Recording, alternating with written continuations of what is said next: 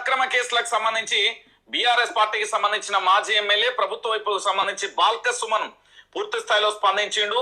ఆ అక్రమ కేసులకు సంబంధించి వారు ఏం మాట్లాడినో ఒకసారి చూడండి.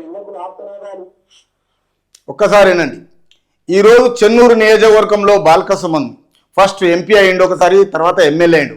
ఈరోజు ఆయన చేసిన కరెక్ట్గా ప్రజాస్వామ్యంలో ప్రజాక్షేత్రంలో ప్రజలకు అనుకూలంగా డెవలప్మెంట్ చేయలేదని చెంప చెల్లు అనిపించిండ్రు.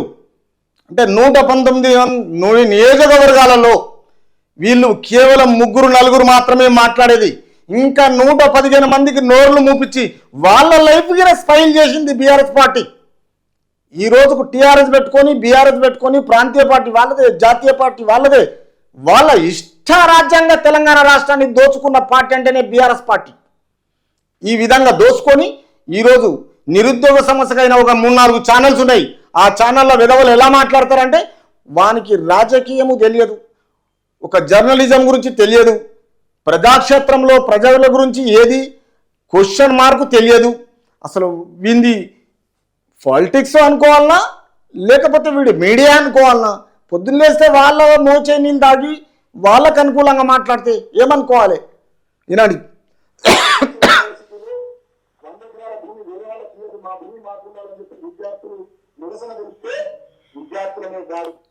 ఈరోజు తెలంగాణ రాష్ట్రంలో అన్ని రకాలుగా మొత్తం భూములను వాళ్ళ పేరు మీద చేసుకున్నారు. ఇలా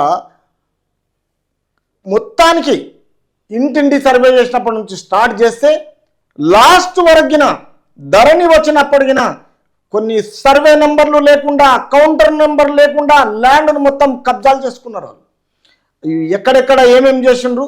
కొంచెం పార్లమెంట్ ఎలక్షన్లు అయిపోయినాక అధికార పార్టీ తనంతలా తానే మొత్తం ఏం చేస్తుంది, వీళ్ళ గురించి మొత్తం అన్ని బట్టబయలు చేస్తుంది. ఇప్పుడు ఎందుకు వీళ్ళు చేసిన ఏంటంటే ఎలా ఉంటుందంటే వాళ్ళు చేసిందే కరెక్ట్ అనుకుంటున్నారు, వాళ్ళు చేసిందే అధికారం అనుకుంటున్నారు, కానీ అది కరెక్ట్ కాదు. కానీ ఇప్పుడు మీకు చెప్పేది ఏంటంటే మన 90 తరపున షేర్ చేయండి, లైక్ చేయండి, కింద కామెంట్ చేయండి.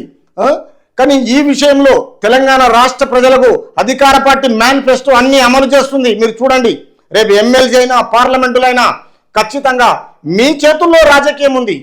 ఇదే 10 సంవత్సరాలలో మనం ఏం పోడగొట్టుకున్నాం మీరు గమనించండి. పైకి మాత్రం ఈరోజు ఇచ్చినా ప్రాబ్లం ఉంది, ఇవ్వకపోతే ప్రాబ్లం ఉంది.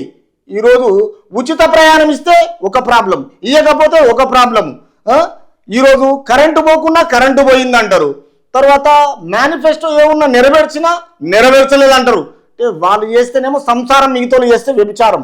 కాబట్టి వీళ్ళ బుద్ధి జ్ఞానాన్ని తెలుగు ప్రజలకు అనవసరంగా వీళ్ళు ఏదో క్రియేట్ చేస్తున్నారు.